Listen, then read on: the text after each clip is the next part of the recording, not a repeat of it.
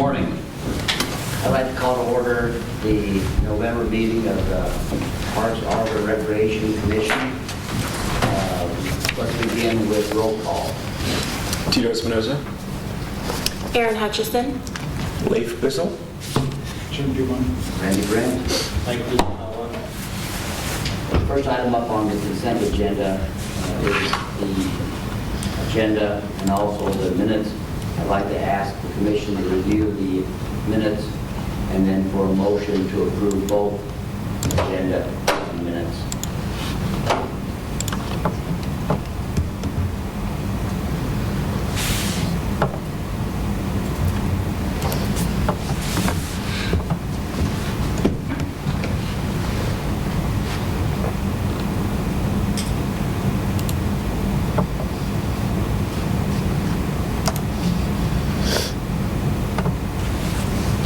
Move to approve. We have a motion to approve. Is there a second? Second.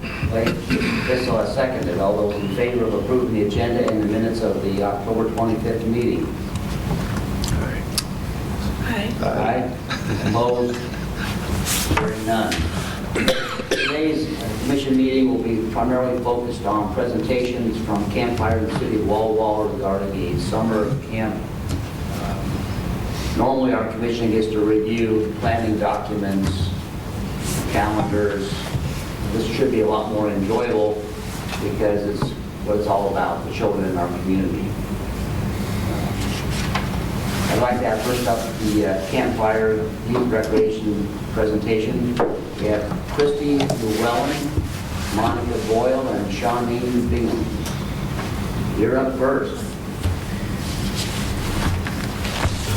Hello, I'm Shawnee Bingham, Campfire Walla Walla Executive Director. I've been at Campfire now for about a year, well, just over a year. I have over 19 years of experience in after school and summer programs, and that's grant funded, licensed, unlicensed, indoor and outdoor programs, resident camp, sports programs, so all of the above. Since I've been at Campfire, I've worked really hard to improve quality as well as implement the curriculum, which is the Thriveology curriculum, and work with the surrounding areas, Walla Walla, College Place, as well as even talking to Milton Freewater, just about programs and activities. And last year we had the opportunity to run program for College Place the summer program at College Place, and we had quite the experience. It was awesome. We had parents that were very happy with programming, with the curriculum, with the staff. We ran a program last year that was, the cost was $85 for up to 3 kids. So whether you had 1 kid or 3 kids, you were paying $85. This year we have moved to go each child for $35 that they would attend camp. And they still get the same quality that they would receive at our full price camp at Wildwood. So all of the staff, like I said, they're background checked, they are first aid CPR certified, they've been trained in our Thriveology curriculum, they've done their planning for camp, they run their own clubs based on their interests and the children's interests. So this year we'd really like to continue to run summer camp for College Place again. Let's see. So Campfire's mission, of course, is to run a community-based program, or nonprofit. We're a community-based nonprofit, sorry, I'm a little nervous, with a mission to build caring, confident youth and future leaders. So I gave you a Thriveology paper, which is the one in the blue, that talks a little bit more about our curriculum at Campfire. Both of our staff that are in the office, our program director and our assistant program director, are trained on the Thriveology curriculum, which is a social emotional curriculum. So as you can see, it identifies sparks. So if you don't know what a spark is something that interests a child or a staff member or you yourselves. Everybody has a spark, something that really they're passionate about. And in our programs, we provide kids the opportunity to realize what their sparks are. So we have science programs, we have sports programs, we have arts and crafts, we have field trips to the pool. So a child might be working on a science project and say, oh man, I really like, the way bubbles are created. And so they come up with different ideas on how to create bubbles. And we as Campfire will continue with that curriculum, that bubble curriculum, and expand it so that child is able to, expand their knowledge in bubble making. And they might be running a class for the rest of the kids on bubble making. So we like to really identify sparks. Growth, which is adopting a growth mindset. So we don't want to have a fixed mindset at Campfire. We want to have a growth mindset. As long as the staff have a growth mindset, I feel like the children are able to also have that growth mindset so that they know that they can always do whatever it is that they want to do. Just take some practice, some learning, and that's what Campfire is there to do, is create that growth mindset. So we have children create goals. So at the beginning of summer camp, we say, okay, we're going to set some goals. We walk to the movies, so some of the kids are like, whoa, that's a really far walk. We're here at Kiwanis Park. We say, okay, well, we're going to set some goals. How far do you guys think we can walk before, you have to take a break? So it's just small goals, but then the kids are able to go farther and farther and farther throughout the summer, even with the heat, and they're not complaining too much, and they always have their water bottle. So we're just creating, goals, whether it's sports related. I'm going to kick a ball this far this time. I'm going to make 5 baskets out of 10. So just small goals. Reflection, we always reflect on whatever activity that we do. So our reflection time can be a thumbs up, thumbs to the middle, thumbs down. So we just played a game of capture the flag. What did you guys think about that game? Thumbs up, thumbs to the side, thumbs down. The kids get to reflect if it's the thumbs up. What did you like about that flag football game? Oh, I liked that my team really worked well and we came up with some strategies.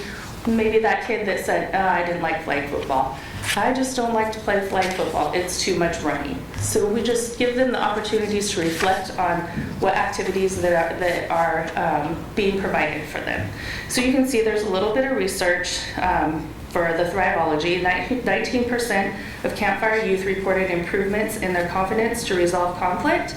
82% believe they do not have to be born with talent to become good at something, and 91% of Campfire youth work hard to create inclusive environment. 83% believe that if they do not achieve their goal in the first try, do not give up. So this is actually, all of this research is based at Campfire programs. So at the end of a program, we survey the kids, all of the kids in the program, and then we send it to nationals, and nationals ask the right questions, and then they send it off to a company to look, are these kids achieving their goals? Are they finding sparks? So we do have a really good program. It's based on research. And Thriveology actually came from the 40 developmental assets, if you've ever heard of that, from the Search Institute.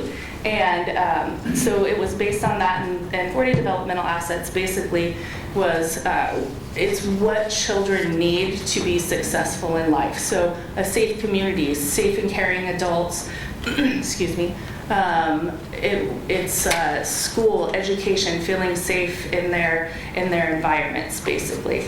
So this is the Thriveology curriculum that we are using at camp. So at camp last year, you guys have a page that has the numbers on it. You can see the average daily attendance. I brought too much stuff up here.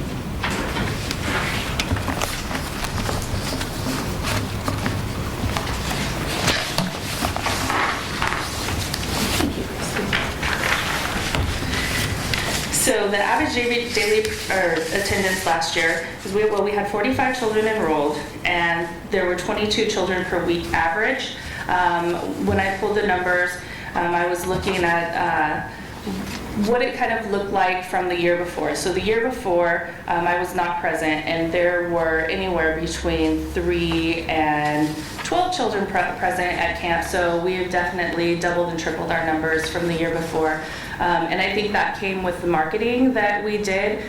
We attended all of the events in Walla Walla as well as College Place. We were at College Place Farmers Market. We sent out flyers that were specific for College Place. So if a family came to, let's say, our booth at an event, they would say, we'd ask them where they live. Do you live in College Place or do you live in Walla Walla? And then we gave them a flyer that was related to where they wanted to go, and we explained what the cost difference was in the programming. And parents were actually really happy with the cost of $85 for up to 3 kids. And so I think that this year, working with the $35 for each child is really a benefit. And we're still running the same quality program, whether we receive $35 or $85. And a copy of the budget is what it might be. Yeah. So you have a copy of the budget, and our budget is, I feel like, a very strong budget. You have some detail there. So it's based on numbers from last summer. So our camper income, you can see it's just going to be $85.75, and program registration, we receive $25 per camper for our program registration. That's $800. And then it gives some details. So it shows that for weeks 1, 2, 8, 9, and 10, there's 24 kids budgeted for. Weeks 3 is 15 kids, and that's the 4th of July week, so it's typically a lot lower. And it is like that in typically every camp, because a lot of times families will leave for 4th of July weekend or 4th of July break, so you tend to have less kids. For week 4 is 20 kids, and then week 5, 6, and 7 we budgeted for 30 kids, because you always see this plateau effect midsummer. Let's see, so staffing, so we budgeted for our frontline staff as well as the office staff. So we have our frontline staff, which is our day camp director, assistant day camp director, and the counselors. And then for office staff, it's myself and Keaton, who is our program director, and then Carly, who's our assistant program director. And we are the ones that are making sure that the operations are going well, that the camps have what they need. So in the morning, I always pick up breakfast. We have free breakfast that is available through school district and parks department. So I go pick up the breakfast, make sure that it gets to the kids in the morning and they're fed. Keaton and Carly are bringing out all of the supplies. They're doing all of the shopping. So we're observing the program. We do what's called a YPQA, a Youth Program Quality Assessment, at the beginning of every program that we run. And we're evaluating the program and then completing a performance, an improvement plan. So what we see, so if we say that communication with staff and kids is not strong right now, then we're going to improve in that area. So we're going to create an improvement plan through the YPQA assessment. We have the independent contractor cost, which last year our only cost was the reptile man. So he came out, and I thought that would be kind of a neat city event if we invited the reptile man to come out and not only be for camp, but maybe for the city of College Place as well. He has a pretty neat display. Camp office supplies, program supplies, and you can see that they're budgeted per child per day. Weekly field trips, snacks, family nights, staff meetings, trainings, and marketing. So marketing brings me to the marketing plan, which you also have a copy of. And it is what I can see being done with the $300 that I budgeted. And we're really only budgeting for the minimum, so flyers and postcard drops, as well as a family event for any family that was involved in College Place Camp last summer, that we would invite them to an enrollment camp in May, and then an end of the year kind of barbecue and thank you for families that are involved, that would be involved this summer.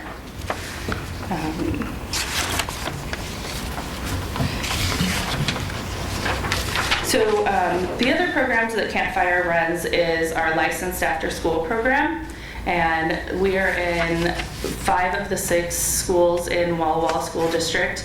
Licensing is, it's pretty tough to do, but it's definitely doable, and Campfire is rocking it right now. I have to say, we had a licensing visit yesterday, and we had one deficiency, and it was that the snacks were not labeled with the date. So if that's all that we're missing on a licensed visit, I mean, I'd have to say we're rocking it. So we are able to provide care for all of the children in the area that have DSHS subsidy with a licensed program, so we want to continue to run licensed programs.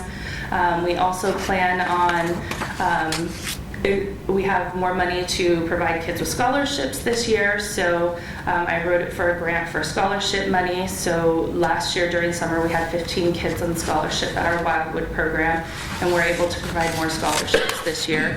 And we also want to provide a specialty camp this summer in our building for kids that are 5th and 6th grade.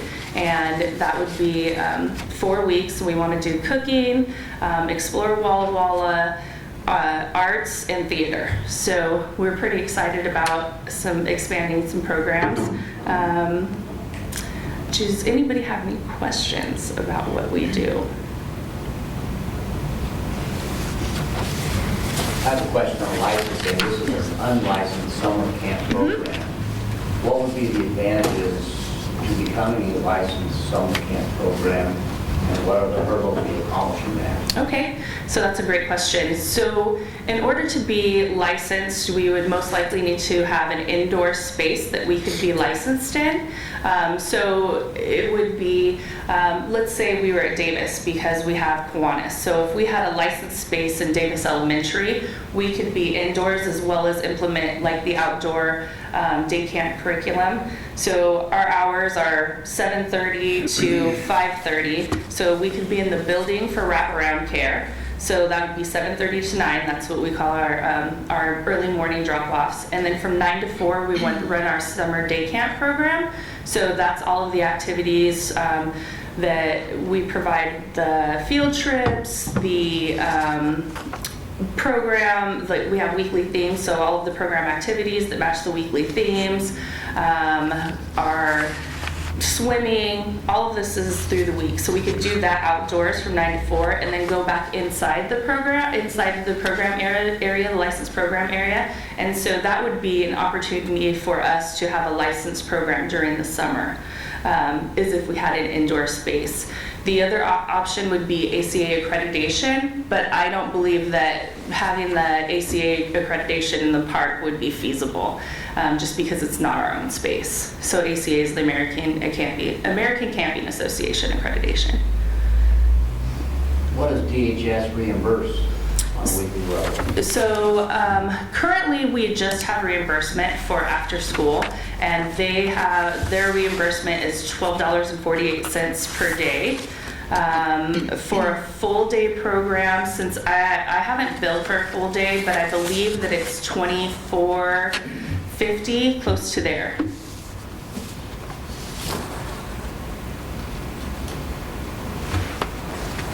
Shawnee, thank you for the presentation. I noticed you did say you provide background checks on your staff. What background check means do you use? State Patrol? We actually, most of our background checks are done through a portable background check system because we have year-round staff. And so that's done through DCYF, Division of Children, Youth, and Families. And they have a background check that does a national check. They do a state check.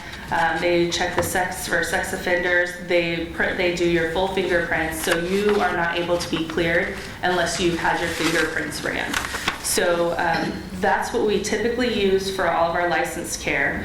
And so, like I said, since they run through the school year, we might have 5 staff that don't get a portable background check because they're not working in our licensing program or license program. So we go through nationals, and we've contracted through the Campfire Nationals through Sterling Volunteers, who does all of our background checks for non-licensed programs. And they do also the national sex offender, national check, state check. They do all states but 2. I want to say it's Colorado and there's an East Coast state. So there's 2 states that they don't check, and I'm not exactly sure why. Okay, thank you.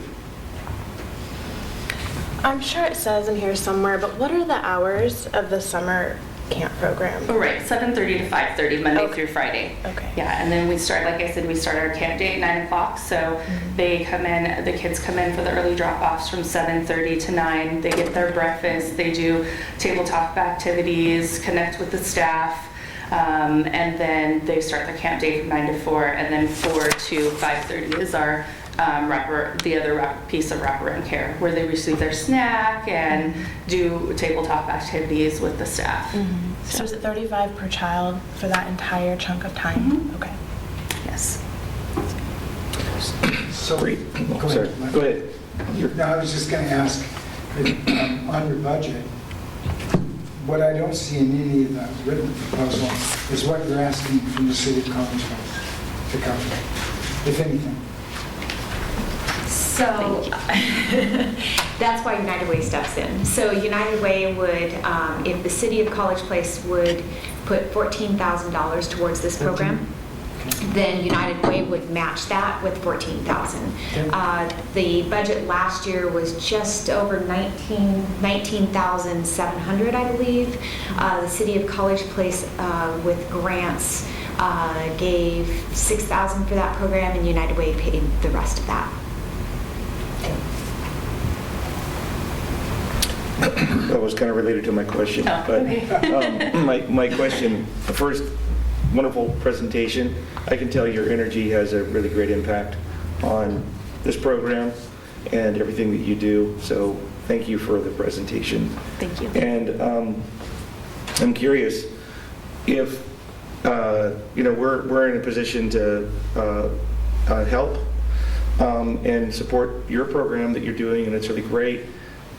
What is it that you're dreaming for in order to make your program even more than what it is?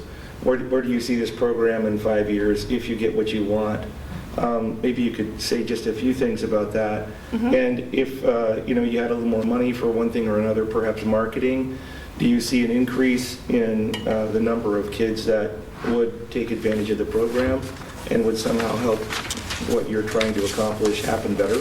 Okay, so let me start with the dream. So I would love to have a vehicle to transport children so that we can make it more of a trek and travel type of camp, so kids are not just walking to the movie and the pool and wherever we can get to on public transportation, but getting farther out to explore. So that would be my dream. Being in Seattle, it was quite easy when I worked at the Seattle YMCA. I was there for 15 years, and we were able to go to downtown Seattle and do many things, and it wasn't too far away. And now that I'm in Walla Walla, I've seen, wow, we have to go quite some ways to be able to get to places for kids that they haven't probably already seen. So I would love to have transportation, even if it was maybe a rental of a bus for the summer. So it's not a huge dream, but it's a dream. And then the second part of your question was that, Well, just like what areas could you see really help push you forward? You'd mentioned early in your presentation that marketing seemed to make an impact on the number of kids that came. Right. I'm assuming that one of your goals is to get more kids involved in the program. Maybe there is some area in your budget or in your approach that you think would be really advantageous in the near term that could help really push you forward. Right. And like the other thing was, what about in a 5-year plan, where do you see the program? But that might be a bigger question than really we have time for. Right. So I can definitely answer enrollment. So we moved from that $85 for up to 3 kids to $35 per kid. And maybe that parent that had 1 kid couldn't afford that $85 and they were just sending them. Well, $35 really reduces the cost of the program. And so I think it's more feasible for families to be able to send their children at $35 for that 1 child rather than the $85 for 1 to 3 children. So I think that will really just, as long as we're out in the community and pushing the fact that this is a reduced program, still the same quality as what we might run at any other Wildwood, we still have the same amount of staffing. We're still meeting a 1-to-8 ratio. We're still, offering the same activities. We still have the same supplies. That parents are going to say, hey, I want to do that. That's worth $35 a week. Because even at our camp in Wildwood, it's $35 a day. And so if we could, reduce the cost there, that would be fantastic. It's $130 for a week. So I think that that's a huge draw to have the camp here in College Place. So a follow-up question to that is, if you get a turnout that it's better than anticipated, what's going to happen to the program, your staffing? Can you take on more kids if you get a greater turnout? Right, absolutely. So we have an online registration process where we have rosters that are created. So we're starting our registration in January. So during that time, we will keep track of the amount of registrations that we have. And as registrations come in, we can add staffing. So currently we have 5 school districts that we pull, 5 schools that we're pulling staff from our licensed after school program. So we have quite a few staff. So as the program grows, we can include staff and hire as needed. And like I said, it's online. We check rosters. We know how many kids we have registered. We have to approve them. So as they come in, we keep a spreadsheet of how many kids that we have during that time, and we can kind of see those peak registration times, and we can see when maybe registration is down. So we know that our first wave of registrations is going to hit in January for those parents that start early and they're thinking about summer, and we know that the next few months is going to be low, and that's the time when we're getting the word out that we're going to be having our program. And then again in April, when spring break hits, is typically the second wave, when parents are like, oh man, summer is right around the corner at spring break. So they have that wave. We're not worried too much about marketing then, but then in May and beginning of June, and then, of course, the same day as camp is, people are like, oh my gosh, I need to get registered. School's out. What am I doing? So we also can provide services for those families as well. Okay. Talk about the ratio. Okay. How you can expand that. Right. So with having 2 staff, so I budgeted, as you can see, for 24 kids most of the weeks, with the program director, the camp director, and then the 2 counselors. We keep a pretty strong 1-to-8 ratio. So if you looked at a license ratio, it's a 1-to-15. So that would be the highest that we would ever go, but typically we don't ever get that high, because if I have the camp director and assistant program director kind of switching places. So if I need an assistant director to come in to make the ratio lower, then I'd have them come in at an earlier time so that they could meet the lower ratio. Or add a counselor, like the weeks where we have 30 kids that I've budgeted for, I've added an extra counselor. Okay. And then a follow-up question is, not every family has a $35 perhaps on their budget. So some families have budget difficulties. So what can you guys do in terms of scholarships? Are there scholarships for kids for low-income families? What opportunities are there for that? So last year we did not provide scholarships for the College Place camp, just because it was such a low-cost camp. But I'm sure that if I had a discussion with Christy, we could figure out a way to provide scholarships for families that weren't able to afford the cost of $35. I know when I budgeted for camp in the past, there were families that couldn't afford the cost, and I couldn't give them a big enough scholarship. So what I would look at is, what does it cost for me to provide camp for that child as an individual for the whole week? And it might have been $35, and maybe I could only give them a $50 scholarship. So I would go down in price and say, you know what? It only cost me $35 for that child to be here, so rather than give them just the $50 scholarship that I can afford, I'm going to give them $35 because that's all it costs for me to have them in camp this week. So I would just reduce based on what the cost is. That would be easiest for me. There are 2 other things.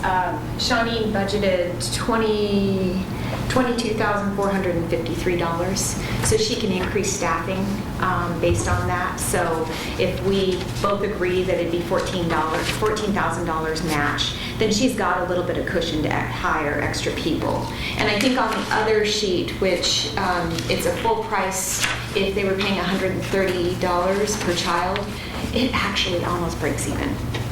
So her summer camp, if she was charging $130, I gave you one extra sheet on a budget there. It's the full price. If they were paying full price for College Place at $130 per child, it actually works out that she would only make $822. So like the break even. Right, that's the break-even point. So the camp is actually costing about $130 per child per week to run. And we're bringing that down to a really good rate of $35 per child. So I hope that helps a little bit. It does. Thank you. Any other questions for Charlene? Thank you very much. We've got more time now for the next individual. Andy Coleman, he is the director of Walla Walla Parks and Rec. He's a much younger man than the former director. Taller. Happy here, sir. Ex officio. I wasn't going to say anything along those lines, but I'm glad you mentioned that. Andy Coleman, City of Walla Walla Parks and Recreation Director. Been with the city for a little over 20 years. Been in the business of Parks and Recreation for about 25 years. Also have Angela Potts, Recreation Supervisor. Been with the city about 15, but been in business around 20 years, I believe. Am I correct in that, Angela? A little more than that. All right, a little more than 20. Mr. Rizzatello and I have had numerous conversations and meetings over the last couple of years in regards to the city of Walla Walla partnering with the city of College Place to provide recreation services to the city of College Place residents, which, like I said, I've been with the city for 20 years, and it's always made sense for me to work with the adjacent city to provide recreation services. And actually, early in my career, we did provided a U play site out in College Place and a few other programs. But city administrators changed, things in Walla Walla changed. We got busier, and that partnership went away. And myself, I was hired to resurrect. Recreation services for the city of Walla Walla. That was in 1999. There was an 18-year period where the city didn't run recreation programs, and they wanted to resurrect their program and mainly provide services to youth. So I've been through that process of resurrecting a program, starting a program from scratch. It's a lot of work, and certainly is worth it in the end, looking back on it and where we've come in Walla Walla. So it is my understanding that the city of College Place intends to provide or increase their services in the area of recreation to youth in the community. So that's why our proposal is a year-round partnership. It's not just a summer-only partnership where we would basically extend our services out to the city of College Place, offer programs in the city of College Place, hopefully in College Place School District as well as space allows. I understand there's a joint use agreement that the city of College Place has with the College Place School District, which would allow us to get into the schools based on availability. So that's a huge partnership. Something we're actually still working with the city of Walla Walla and Walla Walla School, still trying to put an official agreement together, even though we more or less have been given one another priority on our facilities. The partnership with the City of Walla Walla and the City of College Place is a win-win, in my opinion. Because if the College Place created their own recreation program, it would take some people away from our programs. And also in the City of College Place, if they hired, let's say, one staff to run programs, they wouldn't be able to do as much as a team of people could do to provide services. And as you well know, and it's in our proposal that we are providing, the City of Walla Walla is providing services to the City of College Place residents, whether it's youth or adult, for no additional cost. In a lot of cases, numerous cities have out-of-resident fees, because those residents that don't live within that jurisdiction are not paying taxes to that jurisdiction. So luckily in Walla Walla, we haven't gone there yet, because it is also a nightmare administratively to handle those out-of-resident fees and make people provide proof of residency and all that. So we haven't gone there yet. Not to say it hasn't been talked about by some of our city council members and staff.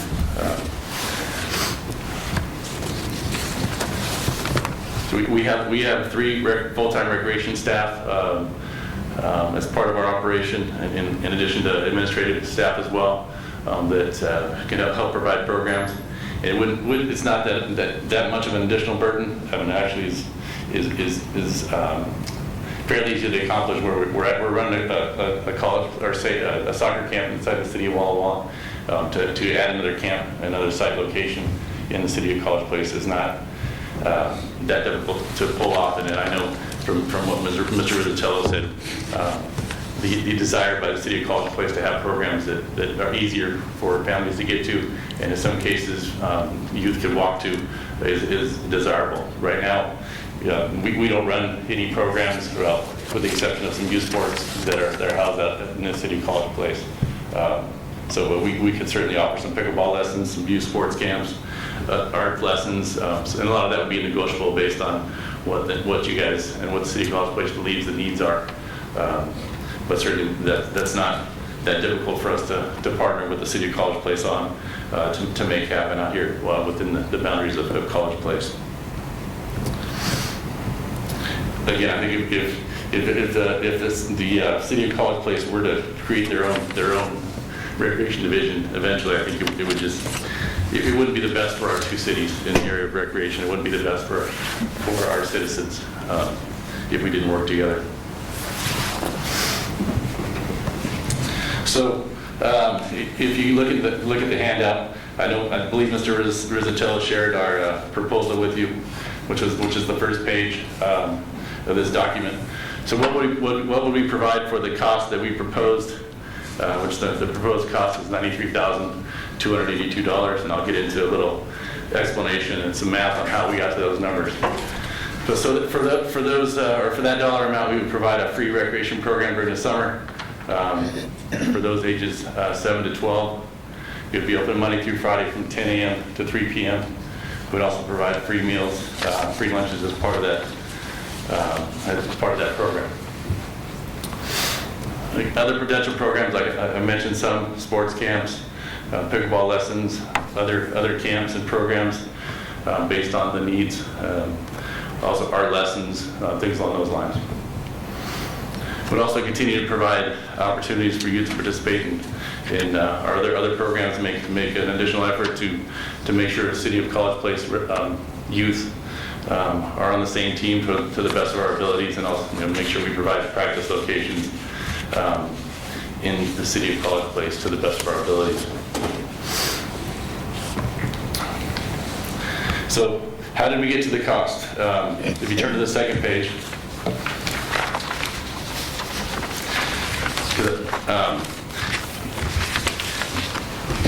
the city manager and Mr. Rizzatello, I know we had a few conversations about this as well. And when I say city manager, I mean my boss, the city of Walla Walla. It has been a little bit resistant by him and some others on our council to move forward with something along these lines. But I've worked with them and kind of explained the benefits of what a partnership would be to both cities and what they would provide both cities. So with that being said, the reason that I'm proposing what we're proposing here is I can't show that it can't feel or even look that the City of Walla Walla is subsidizing City of College Place programs.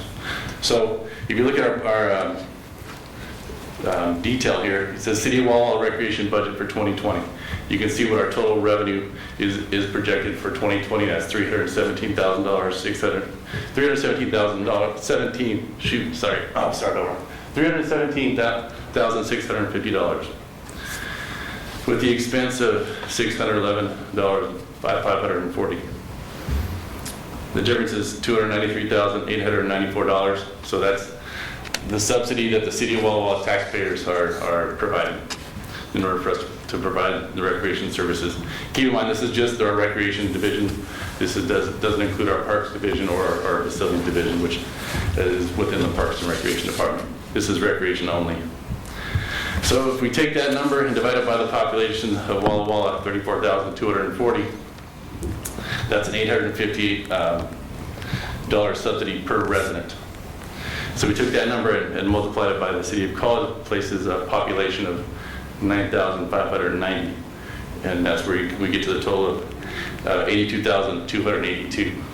And then you add the $11,000 that we are budgeting to run a Uplay site, and that's how you get to the $93,282. That's just an explanation. I'm sure when you saw the 93,000, you're like, whoa, that's a lot of money. But it's based on what the City of Walla Walla is providing per resident. And then if you look at the last page that I provided, it's a list of our current programs. You can see a pretty lengthy list with the participation figures. And then you see there is a column for participants, and that's each.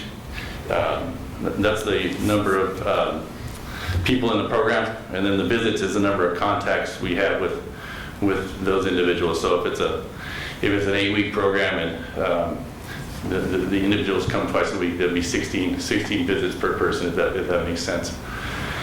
So we have contacts with over 206,000, or we make contacts with people over 206,000 times in a year, which has grown. You can see in the short list of programs at the very bottom, that's the number of programs that I ran myself in 2000, which isn't very many. So that's just an example. If the City of College Place wanted to move forward with this same amount of money, say $93,000, and start their own program, it would be a very small list of programs that could be run with one person. And $93,000 would barely get you one staff member, and then a small list of equipment. So it would be very, very difficult to run a recreation program year-round on $93,000. So it's another reason why I believe that partnering, the two cities partnering together, we can accomplish more together than we can separately. And I know there's been some areas that the two cities maybe haven't been able to agree on and work together on, but I think this is one area where maybe we could set the example and make it happen together and prove that the two cities can work together for the best interest of those in the valley. With that, I'll open up to any questions you might have. These numbers, did you pull by chance the number of College Place registrations yet? I don't. We have those numbers. Did you bring those today? I didn't. It's about 11%. Okay. 11% is the participation by College Place residents, and those are. We don't take registration for every single class, every single program, but of those we do, and we could identify it's 11%. Not including pool. Yeah, this does not include Memorial Pool, which you saw in my notes that when I say the recreation budget, that does not include Memorial Pool, which technically is part of our recreation operation, but for this purpose is not included. Could you talk more about the replay program? I'll be happy. Angela, maybe Yeah. talk about Would the replay program. you like to talk more about the Uplay program? Okay.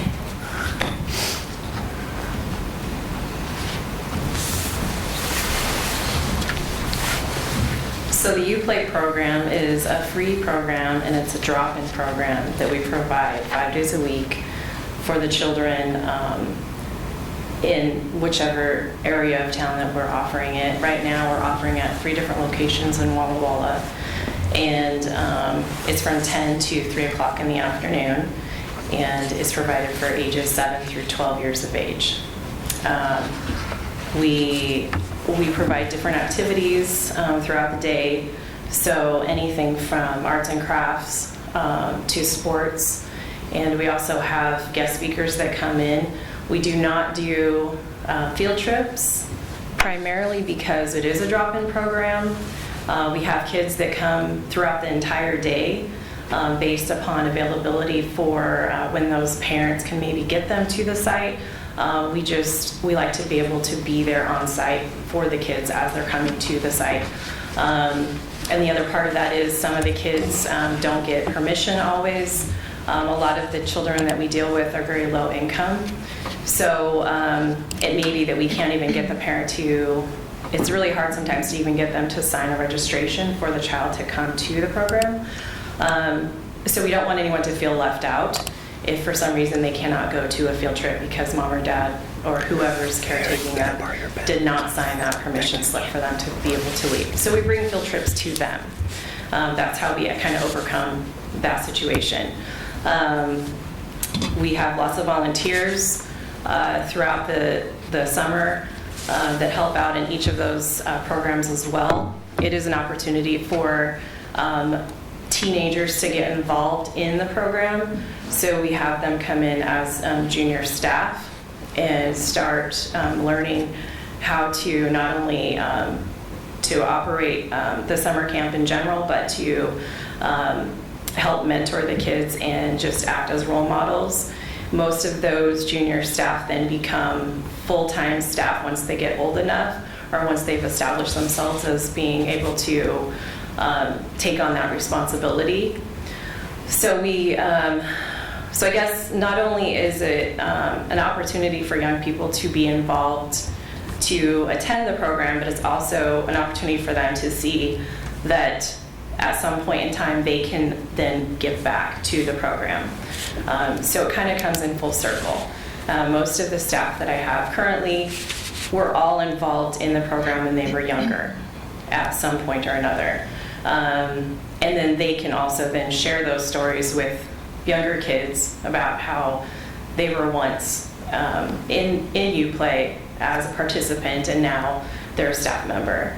It gives the kids that maybe come from populations of lower class, lower income, maybe their parents are not available to them. We do offer obviously the same opportunities to the child whether or not they have a mom or dad. We have lots of foster children in the program as well. So it's just a way for them to see that it's more than just a camp. I feel like it gives them extra hope, if you will. So along with all the activities, it's a mentorship. And it's something that they don't have to worry about whether or not they can afford.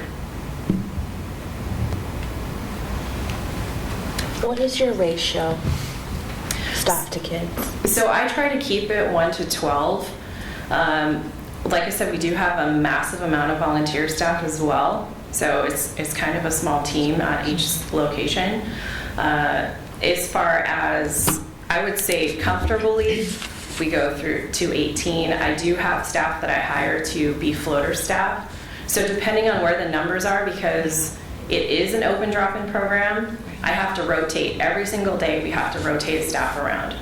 So it's very much a day-by-day operation. And so depending on where the numbers are, we send more staff to help out in that location. So we have to hire staff accordingly. And we have a lot of staff that do multiple tasks. So perhaps they're working at the pool and they also are helping with U-Play. So it's just depending on ratios as to where we need them on any given day. And like I said, I've been doing this program for 15 years now. So I feel like it's been pretty successful. Yes. I'm just cueing you guys to help open up. Talk a little bit about the free lunches program, breakfast programs that Parks and Rec provides to all entities throughout the area if they so desire. Right. The Y, campfire. So it's based on feeding kids in the summertime. That's yes. So I also operate the summer meals program, and so I have to do special training for that every single year. And in order for me to provide meals to the citizens and to the rest of the population in the Walla Walla Valley, I have to do a lot of paperwork for OSPI, which is Office of Superintendent of Instruction. And that paperwork then helps me to be able to write grant reimbursement. So I can provide meals to everyone basically in the county. And then I'm able to ask for reimbursement of those meals once we have receipt of what's actually gone out. I have been doing that program as well for 15 years. The sites have increased dramatically. This year, I want to say I had 17 or 18 sites. And so this is something that provides meals to the children during the summer months when school is out. So when school is out of session, they're still able to come and get a meal from whichever location in town that they're close to. So that service that I offer is available to anyone in the entire county. I do partner and contract the school district to create the meals and make the meals because they are the ones that have the facility that's large enough and the staffing that can accommodate that operation. Without the school district, I'd have to go to another entity to make that happen, but right now that seems to be the best way to make it. There's just a lot of meals. So there's approximately 850 meals a day that go out of the kitchen to various locations. The numbers that Andy had given you earlier, those are exact numbers of meals served this last summer, 26,552. And that is the second most that I've seen since I've been here with the city. So the next highest number that we had served, I want to say it was back in 2015, and it was approximately 27,000 meals. So not too much different there at this point in time. I can see that growing. I reach out to everyone around us. And when I say around us, we have meals that are served in Prescott as well. So people from inside the county can come to me and ask me if they could partner with us, and I do offer that that help to them to be able to do that. It is a lot of work on my side, but I feel like if we're providing a meal for the children throughout the summer, it's worth it. So it helps the kids feel safe, and food obviously is one of the pieces to help them feel safe. Andy, I have a question for you on the math. I was reworking some of the numbers and I get different figures. And I wanted to ask you a couple things. Number one, your cost is not changing, correct? Your budget by adding College Place to the program. These are the numbers of your budget. If we added College Place to the program, it would have more costs. And what would that be? Is that reflected here in the report, or? That's not in the report because some of those programs are not identified. But we do have the cost for the UPlay program identified in there, Okay. $11,000 to accommodate up to 60 kids.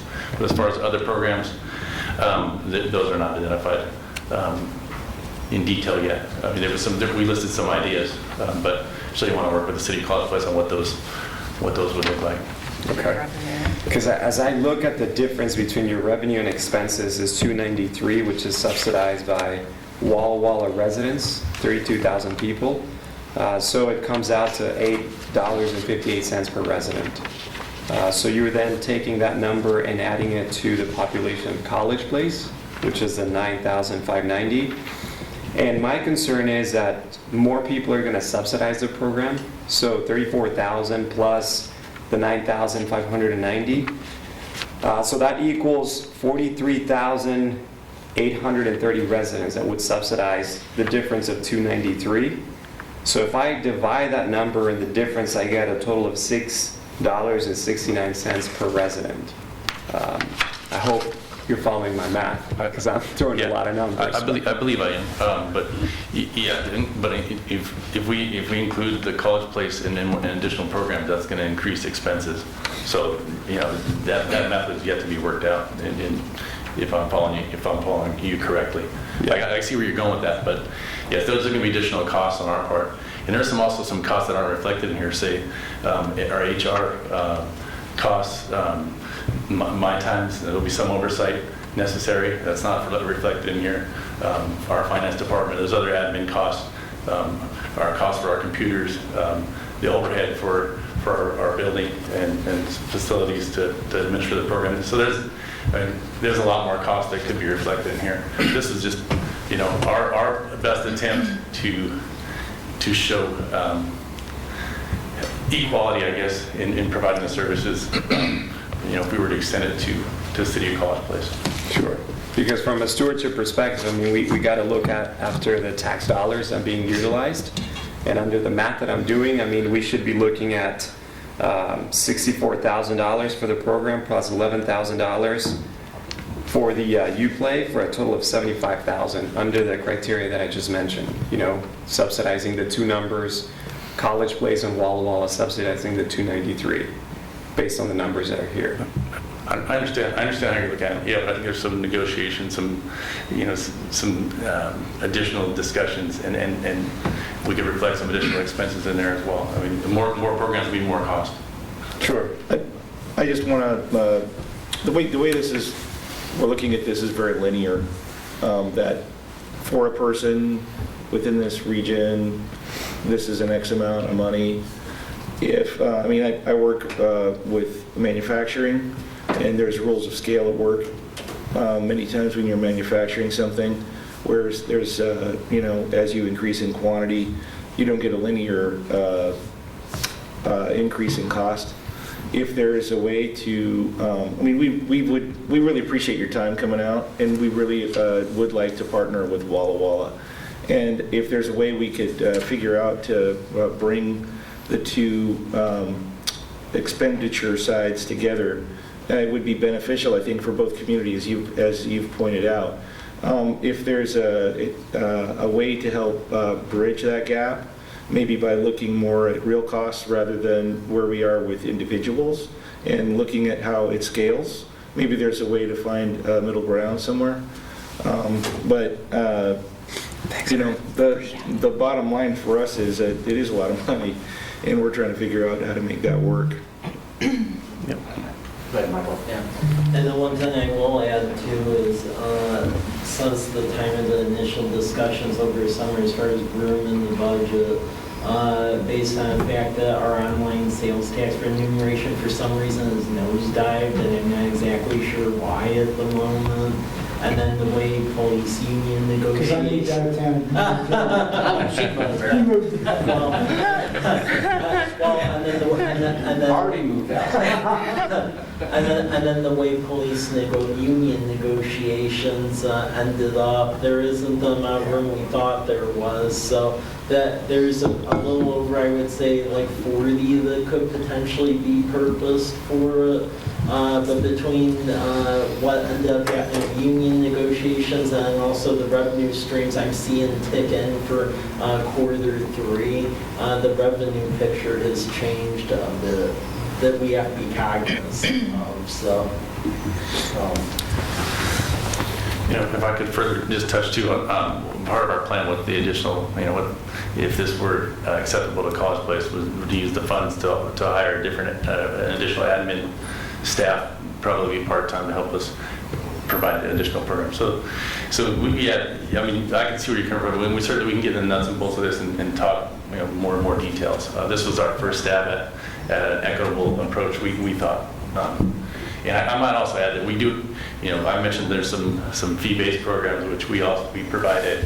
We do have a scholarship program that applies to anybody in the Valley. So it's not just City of Walla Walla residents. We recruit funds outside of City of Walla Walla tax dollars to provide that scholarship program. And it may be self-explanatory, but we are the largest provider of recreation services in the Walla Walla Valley. Yeah.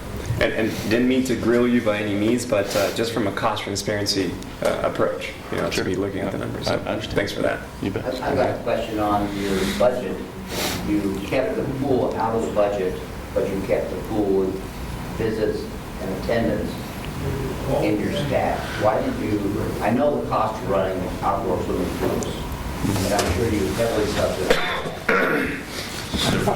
Yeah, that's a good question. The reason we kept that out is because when the city of College Place contributed $50,000 to the capital expense of funding the pool, and with that, we agreed that there would not be any non-resident fees applied to city of College Place residents. So that's why, in my mind, I mean, it made sense to leave that out. And that's another, I mean, some people might argue that the programming side of it, say swim lessons, we should charge out of resident fees if we were charging out of resident fees per program. So, I mean, there's a lot of details that could be looked at different ways, just based on the perspective. So, again, it was our best attempt at an equitable offer, and I think it makes sense for both communities. I think the challenge we're having, Andy, is that we've got one proposal that's specifically summer camp. Yeah. And your proposal is the 30,000-foot elevation view of recreational services Yeah. for us. So trying to drill down to understand, that's just taking us a little time. Yeah, no, I understand that. Yeah. It's apples and oranges. Yeah. It is. And, you know, campfires, costs are going to be $22,000 short. 14 and 14 makes 28, so there's a $6,000 net on that as well. So, I mean, we need to look at both these structures. One is absolutely no cost to children and families, free drop-in. Challenge, the positives of campfire is it's available from 7:30 to 5. The negative on the other side of the coin with the city is it's not on the way to work drop off and on the way home from work pickup. The UPlay just doesn't operate that way, and purposely actually, from a cost standpoint. I think a lot of times these kids are just going to be at home alone anyways. So being able to walk to UPlay, which is free, you know, I mean, my wonder is like with campfire, that cost, you know, some families may just choose to keep their kids at home alone while they go to work versus like a free camp where they can drop them off. Even if it's not the entirety of their work day, it's still, you know, an option for kids who could just be at home alone, I wonder. And the solution is licensing for those kids. Yeah. Who are going to be left alone. And could it be acquired because the most at-risk kids are the ones who would qualify for DHS funding and who would, frankly, pay at a higher level than what they were at the same level, I guess. That's a whole different animal. Yeah, and I would assume that acquiring Davis for that program would be really reasonable for Campfire to become licensed. Is that, if you had the access to Davis, is that just working with the school district to? That would be working with DCYF to license the program. Okay. But as far as using the school, it's just. With that interlocal that was passed through this body about a year ago, we basically have first rights, first dibs on the school district facilities, so. Well, I'm going to ask that we have any further questions and we'll draw to a close. Any other questions? I have one more, just real quick. Just knowing based on the surveys we've taken from the residents here, they are wanting that youth recreation programming. They are wanting youth sports is what we've seen. And so I'm wondering if even like pulling a couple things, working just like starting out small and growing to achieve that long-term vision and adding more programs in wouldn't be beneficial, because it is hard to compare like a summer program versus like a year-round comprehensive rec program. So I don't know if there's an option to start small, you know, and within our budget and grow. Both are great programs. Yeah. Historically, great programs. And I'm frankly glad that you stepped in 2000 and raised the recreation because other providers were paying less attention to it. So, Thank you. all right, thank you very much. Thank you. Thank you.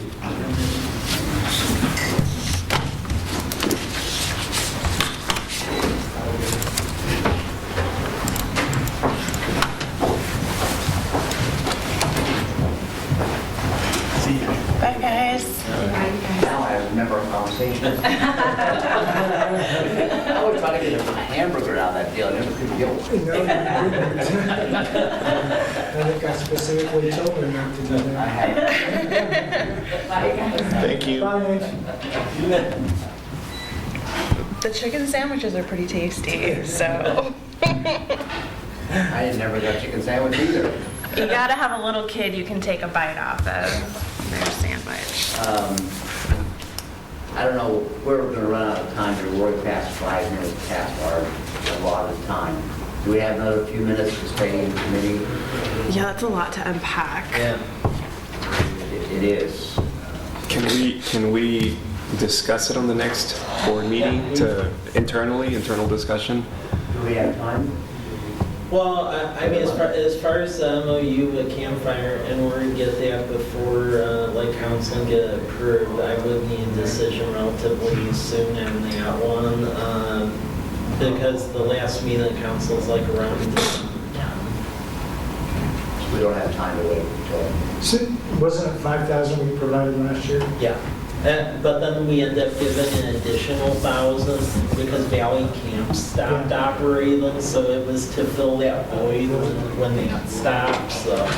So how do you feel about 14,000? 14, we can accommodate that in the budget. The part where frankly I felt face first on was I'll be perfectly frank, the police union negotiation thing, because they're a binding arbitration group, which means that if they don't like what we say, they can bring us in and basically force us to pay them what they want, and we were actually paying below what the city of Zilla pays police officers, so it ended up being a significant, it was the best of a really bad situation, I'll just couch it that way, and we were able to mitigate a protracted legal fight we would have lost, but that took a lot of what I was trying to do monetarily, because that's a general fund item, so. And those comparable cities you're provided by the state, it works when it's binding arbitration that the lowest one gets the biggest bump, and then they all fall down, and then the next time, the lowest one gets the biggest bump. And so they all use each other to continue to increase the salary level. So using comparable cities isn't necessarily the best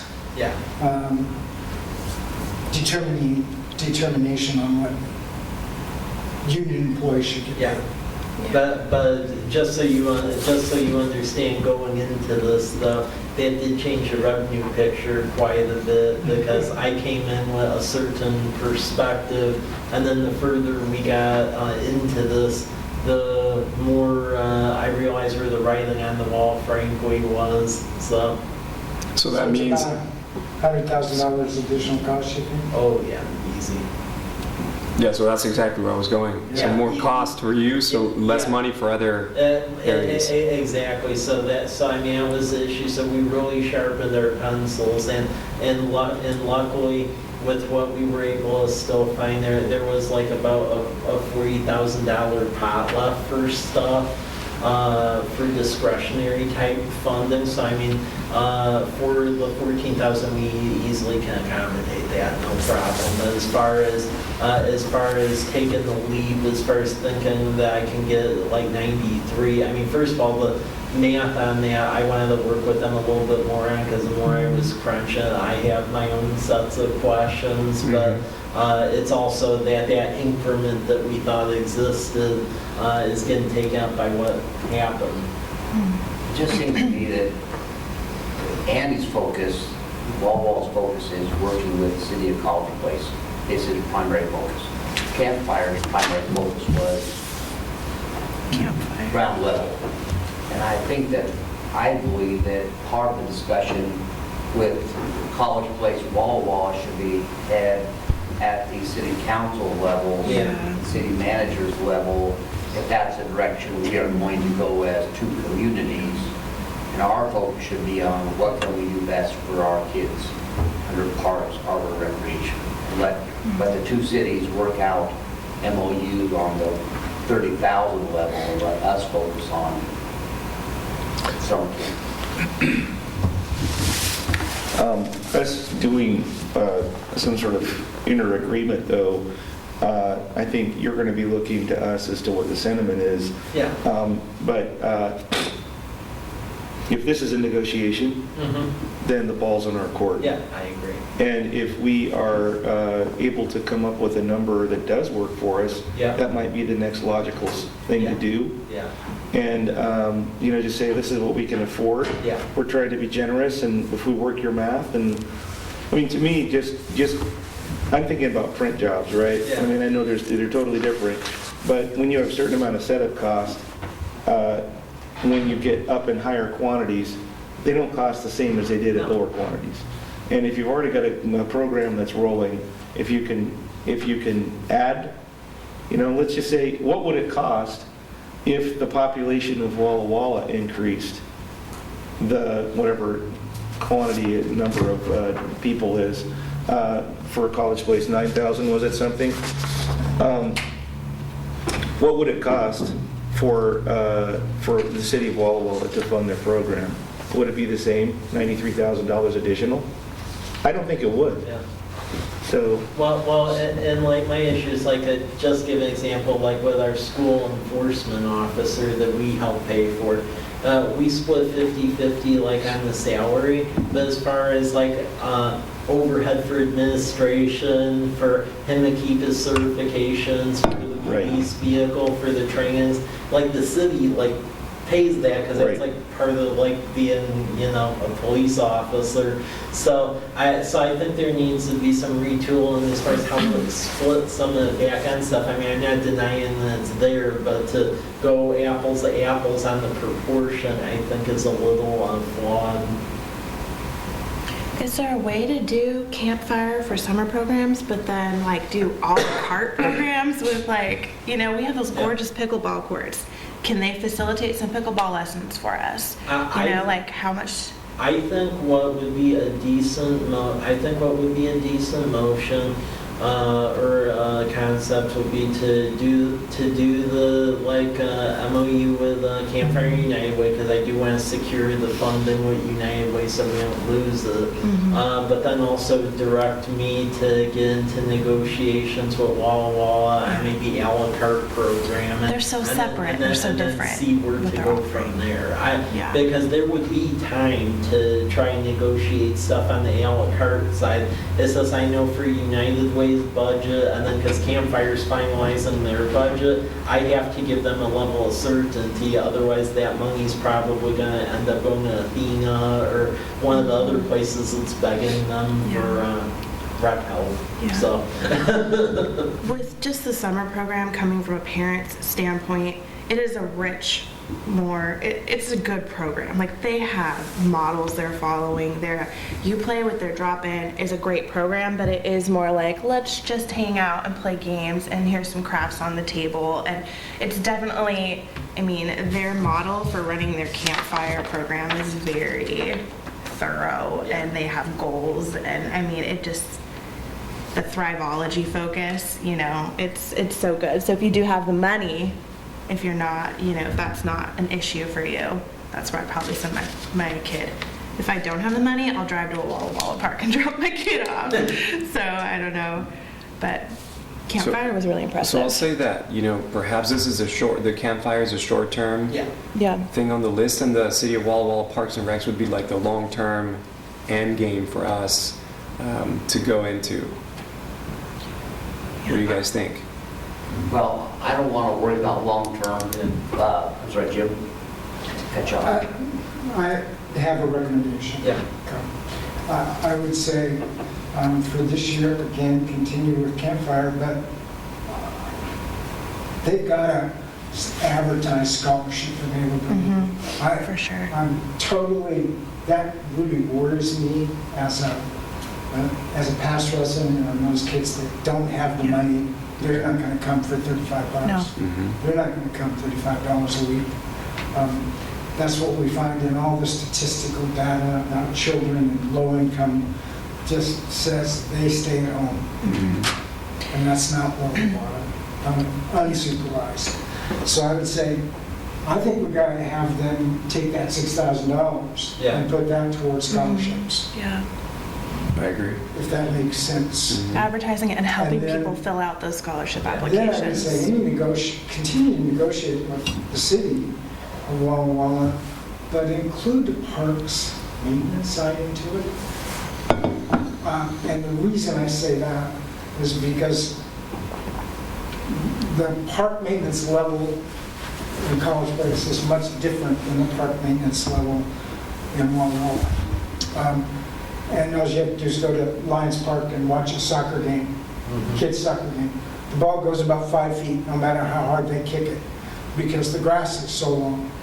They don't mow often enough. They have one person, right? Yeah, Ken. One person that takes care of all the grounds of the city, which isn't a huge amount, but still, it takes time to mow once a week.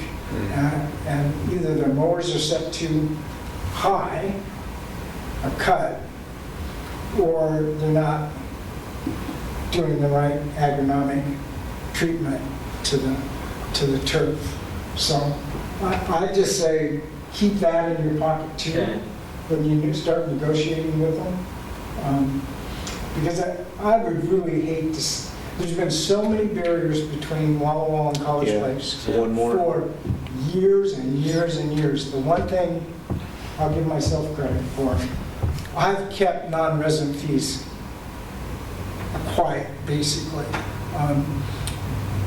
based on a policy, and the council adopted it before they even really probably thought about it. But I know there's several people on the council now that would vote for non-resident fees. We don't want And that. that's, the makeup of the council's changed, but it's going to change every year anyway, no matter what. So I think for our kids, we got to keep it as cheap as possible. And to do that isn't by implementing non-resident fees on the city of College Place or those people that live outside the residents of the city of Walla Walla. I would That's like, bad for everyone. well, we're too close, divided by a road. I'd like to make a recommendation that we make a motion to accept Campfire's proposal, that we include the variance in budget income to expense towards scholarships. And as part of that motion, that we require Campfire to investigate licensing potential. We know that not all the kids who need to be in the camp are going to go through the steps to get DHS. But we also know that for those single parents who need care before work and after, they would have a licensed structured program so they could work and get their lives going forward. And for those percentages that would take advantage of it, a licensed summer camp would do so much. So that would be my motion, that we accept it, that we use the variance towards scholarships and they advertise it, and that we require them to investigate licensing for 2020 summer camp. There's a lot to it, I know. I would just add monthly numbers to that motion. They have to submit monthly numbers back to the city, since we didn't get them Yeah, for 2 years. Years and a half, yeah. yeah. Okay, So, okay, I'm gonna get all would you accept that, I thought, or at least every quarter? I would like to make a motion that we accept Campfire's proposal, that the variance is used for scholarships, that they're required to investigate licensing, and they present to the city monthly dispersal budget information. Second. I'd hate to have to make him say that again. The chair generally doesn't make motions. But pursue new negotiations with the city for rec programming, Yeah. because I don't want to, Yeah, you can make that as an addendum. Sorry? to pursue rec programming with the city of Walla Walla in negotiations, because I don't want this to be a, another hiccup in relationship, and just getting some youth programming going on over here. I would like to make that, is that a side, is that another motion? I don't You know. could make that I like don't an know. addendum to what. An addendum, you- yeah. Just That- That way you don't have to restate Yeah. that whole long thing. Yeah, So if you make an addendum a motion, then it's good. okay. So, You got it, Diane.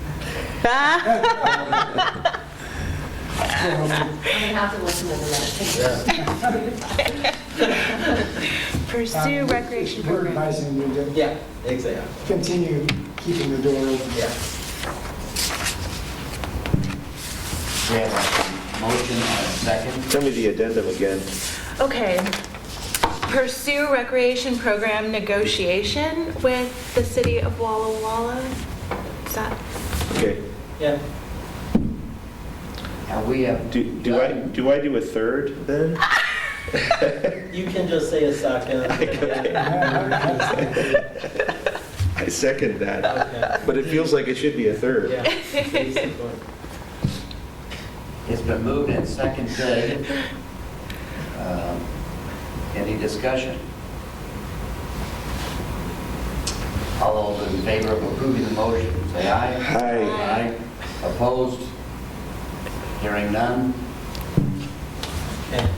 I'll go through two things really Sorry, quick. I didn't come back. I'll go through two things really quick to take a look at, and then that'll be it. For urban forestry grants, just take a look at the draft applications, and if you have any edits, email them to me. So the one for the community engagement and planning grant, that'll be a request to go put 20 trees in and around Veterans Park out of the Homestead subdivision, because currently there are no trees over there. And then Lions and Rotary, they volunteered to help plant them, so we'll be able to count that as in-kind labor on that. And then for that urban forestry grant, how they actually fund that, now they actually changed what they require. So now if you GPS the locations of trees, afterwards they actually require as part of that you do an urban forestry plan for what you GPS. Before it was like two separate things, and now they like merged them. So it's actually written to cover essentially both of that, and there's basically a federal work study program through Walla Walla University where I can get someone GPS trees, because we already have the GPS equipment, and that would cover about 70% of the cost of the GPS in turn.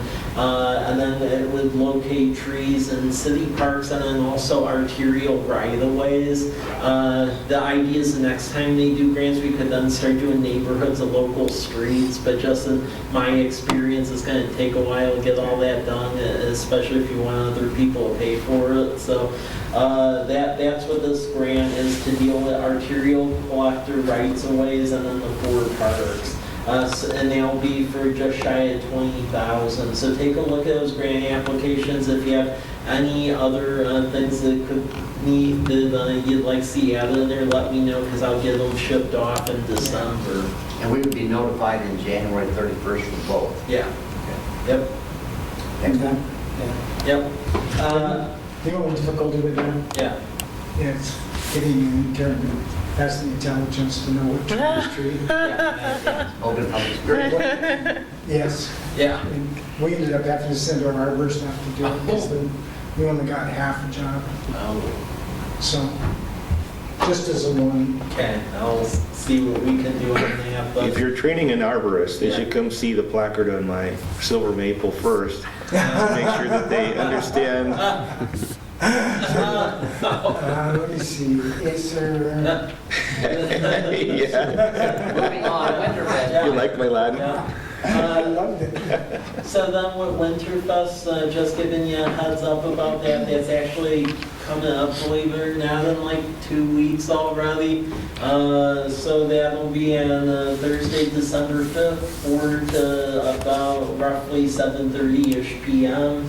There'll be a lighted parade at 5:30 again on College Avenue. And then events over at the fire department with fireworks over at the 4th and Davis site that the university owns at 7 p.m. And Columbia REA paid for all the fireworks, so that was nice of them. What we will be seeking assistance for with this body is once again helping to judge parade entries.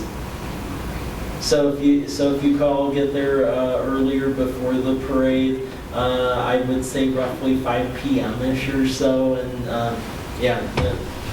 Randy, Jim, Leif, you all know about that from last year, so. Yeah, that's right, the last 2 years. But yes, that's basically grading the parade entries, and then they get. That's coming right up. Yeah, I know. And basically the top 3 basically get prizes. So that's coming up on Thursday, December 5th, and yeah, make sure to show up for that and let people know about it. It already has a lot of people saying they're going on Facebook, so. So who can be? I have a conflict. Oh, Wait, that's- Actually, Tito and I both have conflicts. Uh-oh. The 5th is the Sherwood Trust meeting, which would knock us out. okay. So we Tito and I are both on the Sherwood Trust, RDI, Recreational Development Program. Sorry, I'm not remembering all the names, but we're involved in on a Thursday night and also all day Friday. So that's going to be hard for us to make that connection, unfortunately, because it's really fun. The parade is a fun event. What is required of me? It's our family. It's one of our family fun night things we do together. So if I have to, can we? Yeah. What do I need to do? But Just watch basically, there's like a little grading form in this. Yeah. And the only thing we're going to do different this year, because last year got a little crazy trying to send everyone through the staging area, is we'll basically have you all grade the entries as they pass City Hall. That'll be a lot more structured Like we because did the first year. because the last year We got lost. So I can still be with my family and watch the parade. Yeah. Perfect. Yeah. Sign me up. Okay, Good, good. good. Yeah, Good. I took my grandson. Yeah. Yeah, dress warmly. Just yeah. There you go. So we'll meet in front of City Hall here at Yeah, 5. yeah, 5? Okay. yeah. Oh, Yeah, 5. No, parade kicks off at like 5:30, so, Thank you very much. yeah. Good luck with Sherwood Trust. Thank you. yeah, It's going well. no kidding. I remember RDI. Anything else, Michael? That's it. Anything else for good of the cause? Motion to adjourn? Second. Been moved and seconded. All those in favor? Hi. Happy holidays. Yes. Happy Thanksgiving. Will there be a meeting in December? A board meeting? Yeah. Okay. Yep. Good discussion today.